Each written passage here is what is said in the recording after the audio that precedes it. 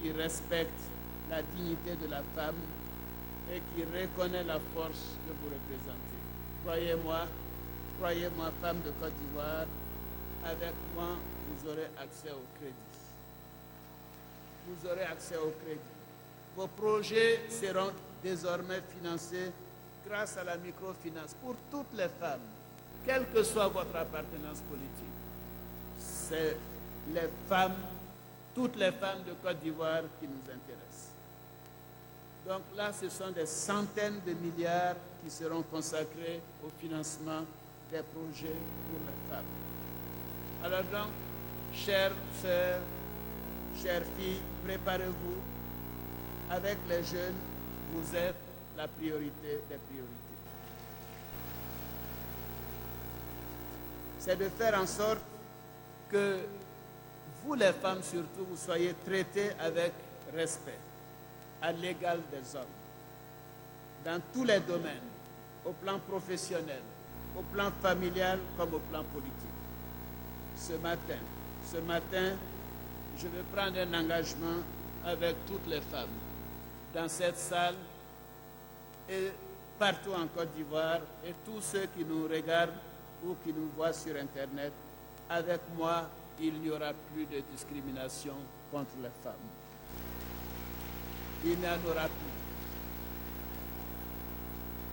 J'ai deux femmes qui me rappellent cela au quotidien, Dominique et Henriette, tous les jours à la maison et tous les jours au parti. Les femmes ont été trop négligées alors que vous pouvez apporter beaucoup. Je veux qu'il y ait de plus en plus de femmes qui gagnent leur vie grâce à leur travail. Je veux qu'il y ait de plus en plus de femmes d'affaires, de chefs d'entreprise, d'avocats, de médecins, d'ingénieurs, de pilotes, d'agricultrices. Je veux également que vous soyez plus nombreuses dans l'administration, au gouvernement, à l'Assemblée nationale, au Conseil économique et social, à la Cour suprême. Je veux que vous vous engagiez davantage en politique et que vous soyez nombreuses à être candidates aux différentes élections. Souvenez-vous, quand j'ai fait rentrer 3 femmes dans le gouvernement que j'ai constitué sous l'autorité du président Félix Houphouët-Boigny, à cette époque, c'était à la fois une première et une révolution. Et vous pouvez compter sur moi. Ce ne sera pas 3 femmes, on en aura beaucoup plus. Nous avons parlé des jeunes, nous avons parlé des femmes, et je voudrais dire qu'il faut remettre les paysans à leur place dans la production. Il faut apporter des solutions concrètes aux problèmes qui se posent dans le secteur du café-cacao, du coton et de l'anacarde. Il faut mettre de l'ordre dans ces différents secteurs. C'est la pagaille, il faut arrêter. Il faut arrêter cette pagaille. Mon objectif, c'est de tout faire pour que nos paysans qui ont fait de la Côte d'Ivoire ce qu'elle est, puissent vivre de leur travail, puissent avoir des revenus à la hauteur de leurs efforts. Le plan est déjà arrêté en ce qui nous concerne. Nous avons informé les institutions de Bretton Woods. Ce sera notre condition. Nous allons créer 2 structures publiques qui seront chargées des collectes et des ventes. L'une pour le café et le cacao et l'autre pour le coton et l'anacarde. 2 structures. Ensuite, nous allons baisser les prélèvements fiscaux de manière à relever le prix bord champ. Ainsi, dans les conditions actuelles du marché, le cacao s'achèterait à 650 francs par kilo, puisque le prix mondial est de 1300, et le coton à 220 francs le kilo, c'est-à-dire la moitié du prix coté sur les marchés internationaux. Et cela se pratique dans d'autres pays tels que le Ghana, le Burundi, l'Ouganda. Nous aurions dû le faire depuis de nombreuses années. Les paysans doivent au moins savoir la moitié du prix de vente de leur production. C'est un droit qu'ils ont Ils ne peuvent pas produire quelque chose et ne pas à moins savoir la moitié du prix de cette production. Pour le coton, je ferai en sorte que les dettes des paysans soient apurées et que les intrants soient subventionnés. C'est ainsi que nous sauverons cette filière d'énormes problèmes. Pour l'anacarde, je n'accepterai pas que d'autres personnes viennent fixer les prix à notre place.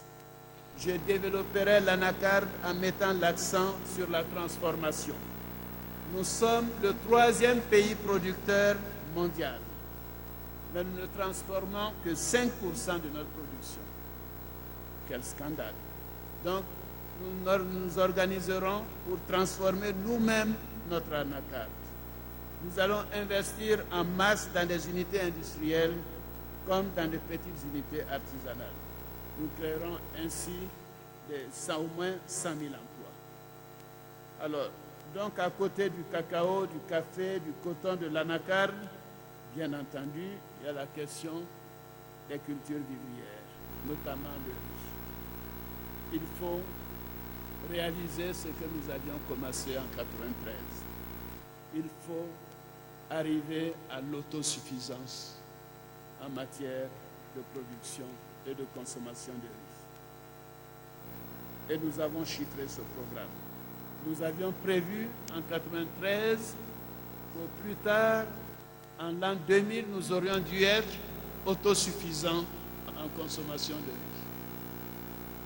En l'an 2000, nous sommes en 2008 et nous importons encore la moitié du riz que nous consommons. Cela n'est pas normal. Donc nous avons prévu dans ce programme que nous affecterons 100 à 150 milliards de francs CFA à l'aménagement des bas-fonds et à la remise en exploitation des terres défrichées dans les zones propices à la culture du riz.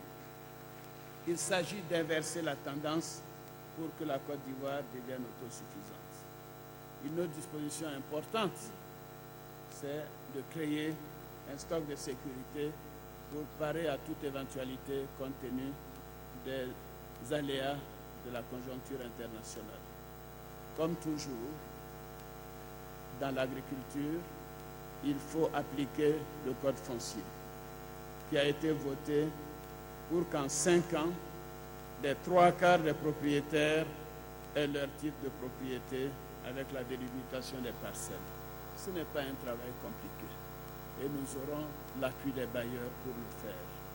De même, nous assurerons la promotion d'une agriculture moderne, une agriculture respectueuse de l'environnement en nous assurant le transfert des innovations. Dans ce cadre, les dispositions seront précises pour freiner la destruction accélérée des milieux naturels, notamment des forêts, des espèces végétales et animales qui assurent la biodiversité. Vous me direz, tout ça est très bien, mais comment vous allez le financer? Comment vous allez financer tout ça? Ce projet est cohérent.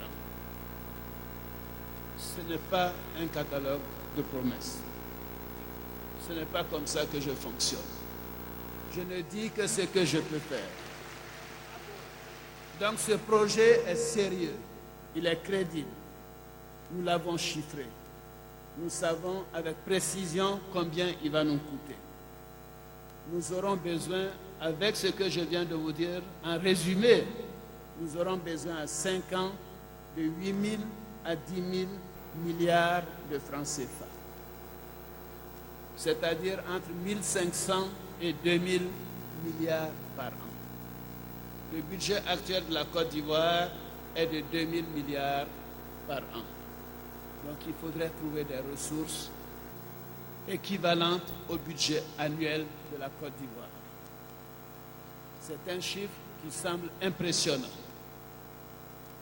mais nous pouvons les obtenir. Nous pouvons les obtenir. Et je peux même aller plus loin et vous dire que cela ne devra pas poser problème. Vous savez, et vous le savez, je l'ai déjà fait en 1990, quand la Côte d'Ivoire était au bord de l'étranglement. On ne pouvait même pas retirer 50 000 francs des banques. Et plus personne ne faisait de décaissement à la Côte d'Ivoire. En 6 mois, nous avons ouvert les robinets et l'argent est arrivé. Donc, vous le savez tous. Vous savez que mobiliser les fonds, je sais le faire. C'est mon métier de banquier. Alors, faites-moi confiance. Faites-moi confiance. Faites-moi confiance. Et je sais aussi que la communauté internationale n'hésitera pas un seul instant à nous appuyer. Pourquoi? Parce qu'on nous a vus à l'œuvre.